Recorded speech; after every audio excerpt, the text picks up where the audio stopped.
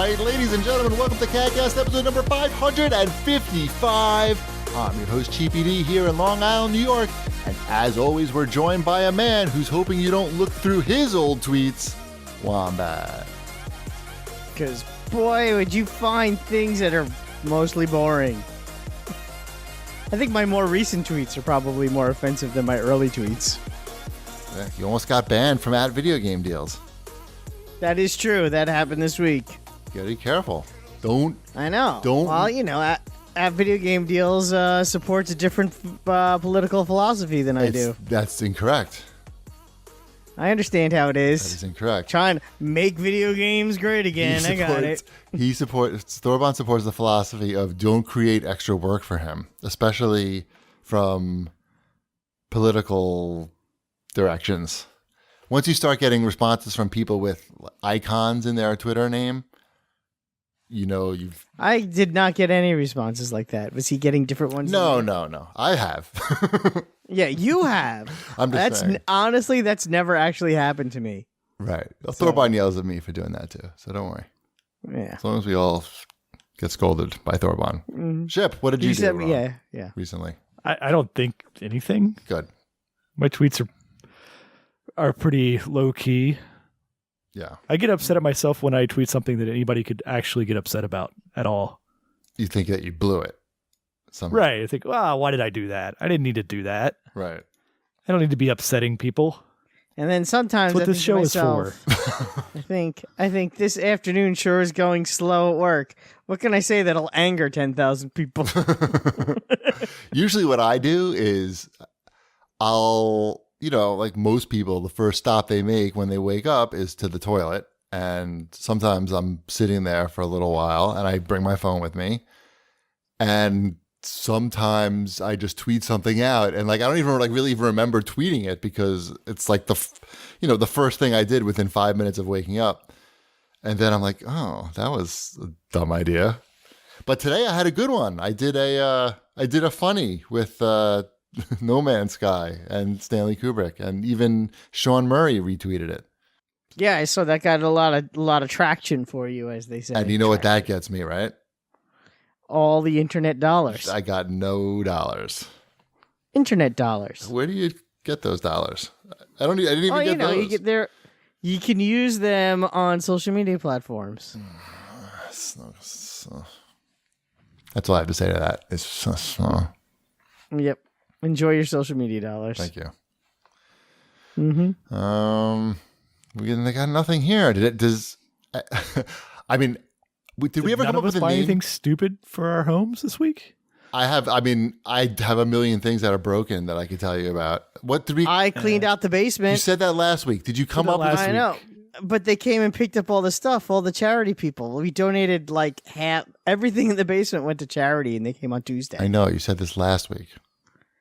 No, they came this Tuesday. I know, but you said they were coming. Yeah, I know. Now they've come. Town. We've reached the conclusion of this. Did we have a name for this segment? What's broken this week? I don't know if that's not a great name. It's not that great of a name. Maybe workshop that one. We're gonna workshop the name. We had a situation this weekend where we were going out for dinner, my wife and I. Ty was away on a sleepover. And we were about to go out for dinner, and I went to close the windows in the house, as one would do when they're going out for the night. And my bedroom window, I could not close the window. And, it's an old ass window, almost 70 years old. They have these, the window latches into the frame. It's a big ass sliding window that's mostly glass with a wood frame, and it's got the metal frame has got to connect one to of those windows. Yeah, like a window. Glass windows. It's a glass window with a frame around it. I'm saying it's huge. It opens and closes. It's giant. It's like I don't know how much it weighs. 80 pounds. It's it's a modern. The kind of house I live in. It's not like the window on a normal house.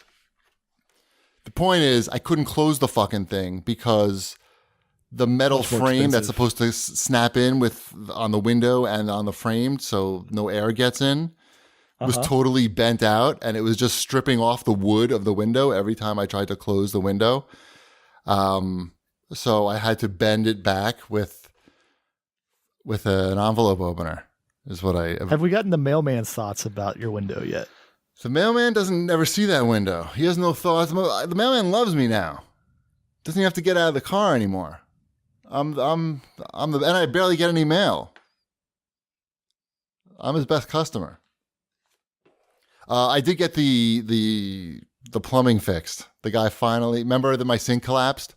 Yes. Yes. I had to find a proprietary tool to fix that. Oh, the plumber had to find it. I also was trying to find it, but the plumber beat me to it, and he found one, and it only took forever. But it was great. My sink works now. This ends another segment of Don't Buy a House Ever. Yeah. Renting is so cool because we have a problem, and you just pick up the phone like, oh, yeah, my sink exploded, or... That's what my parents did when they got rid of my house. They rent. Yeah. I was telling my parents to do that too. Like, oh, my towel rack is loose.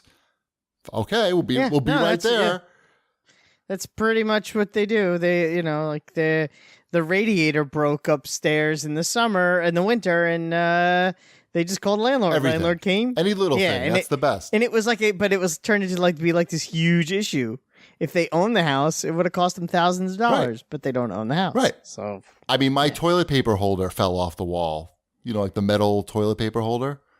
yep. And it sat on the floor of my toilet for like a week because I had to go find the special tool to use to put that fucking thing on. And I'm lazy. I understand. If I just had to make a phone call, that would have been great. I'm a big fan of renting. Yep.